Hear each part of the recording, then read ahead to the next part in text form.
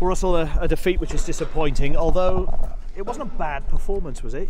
I thought it was a really decent performance. 3-1 was a little bit harsh on us, to be honest. I thought we were well in the game. I thought we created a few chances. We had a great chance to make it 2 each.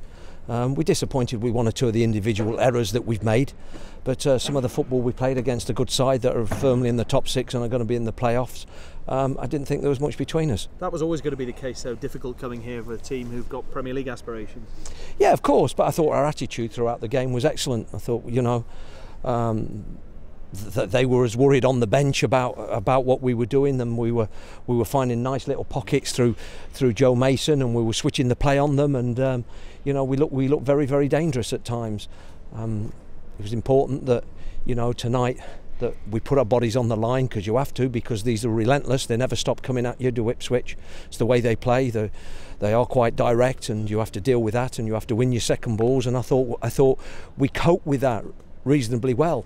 And in fact very well at times, and then we sprung at them in wide areas, which is what we tried to do, and I thought we caused them problems from time to time. Were you surprised by some of the individual errors, Manga in particular, who's been so solid for you this season? Yeah, well, it's disappointing sometimes when you flag up what to be aware of, and we said be aware of the one ball. We've lost the ball high up the field, and it's the one ball that's got Sears in on the shoulders, and that's punished us with just one ball, and we did flag that up. And the other thing we did flag up is making sure that somebody got to Scouse.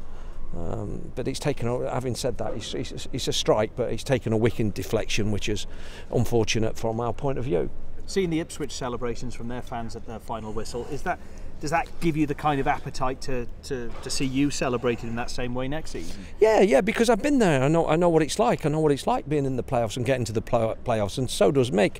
He knows what it takes to get out of this league, and that's why the Ipswichers are always going to be a good yardstick for you, and you'll know where you are when you're playing against these teams. And I just thought at times tonight, we were very, very close to them, and some really enterprising play at times. Just quickly as well, I want to ask you, the Supporters Trust issued a statement yesterday asking for the owner to be clear in his future plans for the club to them.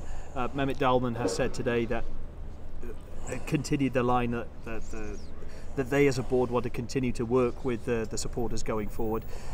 Is there distance between supporters and the board of directors at the moment? Do you still feel there's distance? Simon, obviously my priority is the football, is the players, and dealing with that, and any off the field thing, has to be dealt with by the relevant parties. However, you do want everybody trying to pull in the same direction. And I think that's important for any success. Because I think the fear from some of the fans is that big name players will go this summer. Are you in a position to say if that will be the case or not?